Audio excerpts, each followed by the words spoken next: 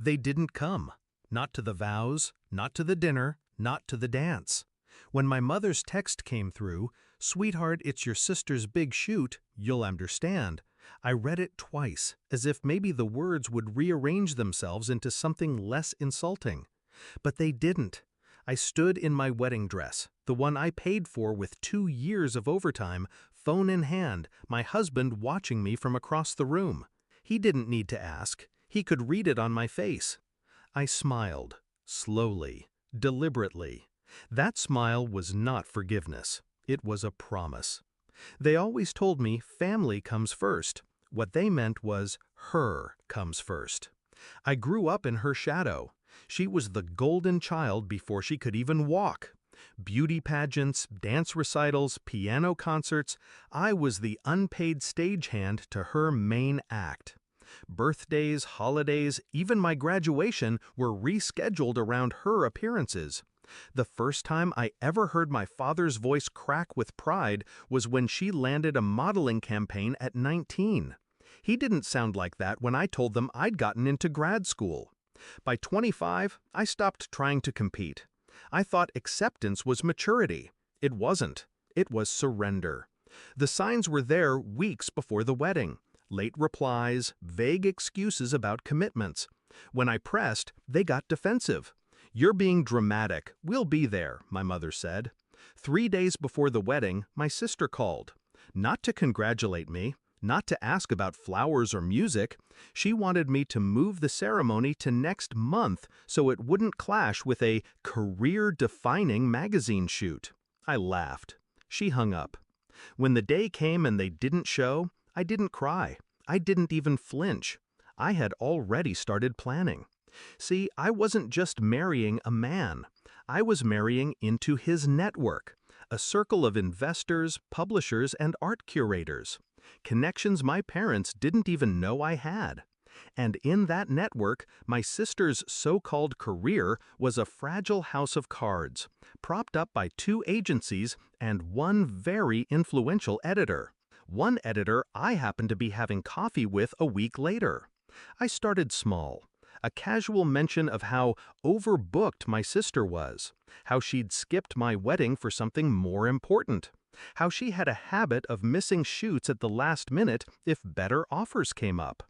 I didn't sound bitter, just concerned. People believe concern. It sounds noble.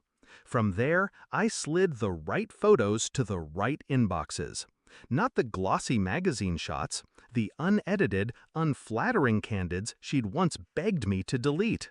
And I knew exactly who to send them to, a rival model's PR manager. 2 weeks later, her agency restructured her contract, which is a polite way of saying they cut her bookings by half. My parents didn't notice right away. They were too busy trying to figure out why I stopped answering their calls. When my father finally cornered me at a family brunch, one I was too busy to attend but somehow found time for, I just sipped my coffee and let him talk.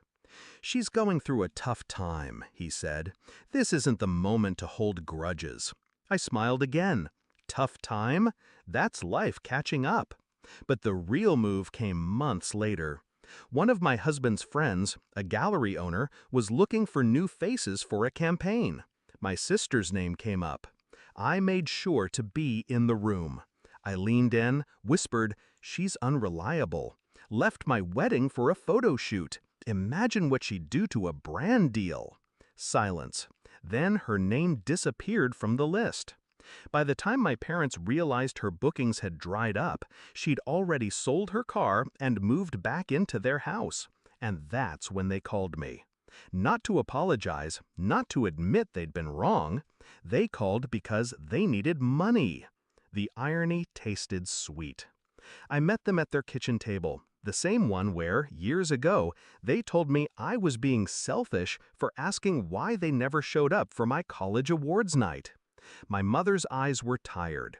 My father's voice was quieter than I'd ever heard it. "She's your sister," he said. "We're family. We need to help her." I set my checkbook on the table, opened it, then closed it. "I did help her," I said. "I helped her see what it feels like to be second place." They stared at me like I'd grown horns. I stood, slid my chair back, and looked them in the eye.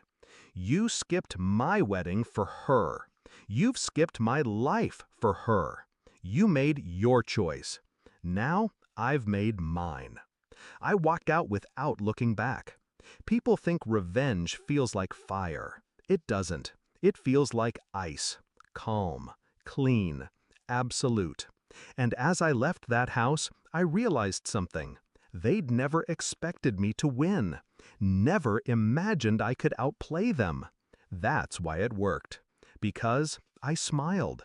And they thought the smile meant I'd forgiven them. It didn't. It meant the game had just begun.